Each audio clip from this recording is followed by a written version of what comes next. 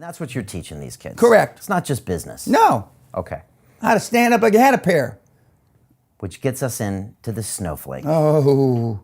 You hadn't used that word 2 years ago. No, I didn't. What's a snowflake? A snowflake is a kid, a guy or a gal, mostly guys that melt under pressure. As opposed to what they tell me. You know, God, every snowflake is different, Mr. P.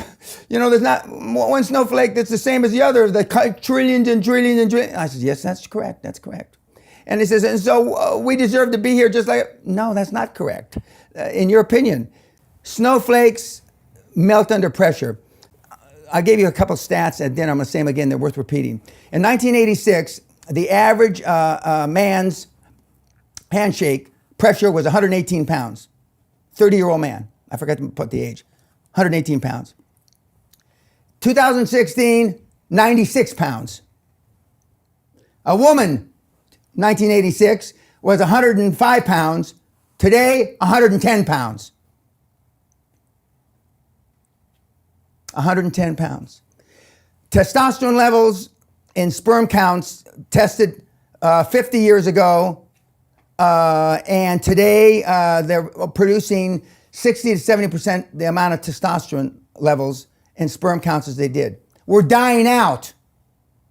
Why? The liberal media. No, it's not the liberal media. I mean, I think World War II had a lot of positive effects on us. I'm a product of that generation. The greatest generation, they call it. Because they came back as tough bastards. But it's like talking to the Japanese now. They're deathly afraid of everything because of the war, what they did. The Germans, Merkel, God love her, I mean, supporting the EU because of what I call German guilt, okay? Everybody's scared to fucking death of what might happen, and so they want to come across as your friend. They don't want people to say bad things about you. They don't want to say, because Neville Chamberlain could have stopped Hitler 80 years ago. And so now we're overreacting. So the rubber band has been, you know, is going back too much the other way. And it's just unbelievable. My dad, you know, I'm glad he's not alive to see this, because the more snowflakes we have, the less the possibility of the Earth making it. Okay, would you want the Earth to make it? Yeah, I do. And it's like my snowflake test. You know, the first question, paraphrasing it. By the way, we have 95.4% of everybody, many thousands and tens of thousands that have taken the test, are cunts. And I don't mean cunt, vagina, I mean cowards.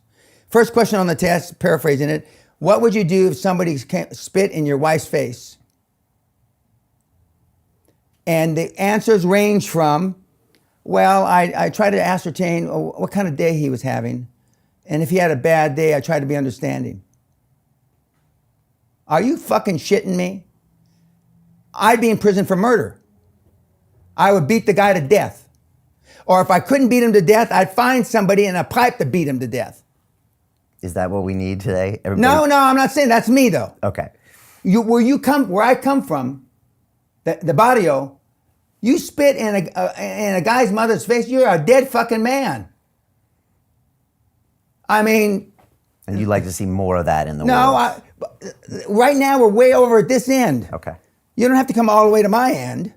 And but I mean, that's awful. I mean, and then there's 22, 23 questions. And it's foreign to me that people would answer a question. I would try to ascertain what kind of day he was having. What the fuck does that have to do with spitting in your wife's face or your mother's face? All right, so you're trying to de-snowflake these men and women, get them to stand up, get them to go out, face their fears. And they know they're snowflakes, and that's why they come to me, because they think I'm the alpha male dad they never had. They say during private time, I'm a cunt. I don't want to be a cunt. How can I change? My dad was a cunt. I mean, I hear my great-grandfather wasn't. He was an airborne ranger in World War II. I hear, but he was dead already. No male role models. When I was growing up, my dad's 5 or 6 best buddies were all tough fucking guys. So I didn't see anything different. They were all just, you know. I tell the story. It's not a story. My cousin, God love him, he went to jail for being involved in stabbing a guy 17 times because somebody said your girlfriend's got a fat ass. Looks like pigs in a gunny sack. He stabbed him 17 fucking times. Only by the grace of God he couldn't stab it right, and the guy didn't die. That's where you come from. Okay, and you're not advocating that, No, but you're not- saying not let's at go all. more back to that No. spectrum. But I am advocating that the guys act like they had a pair.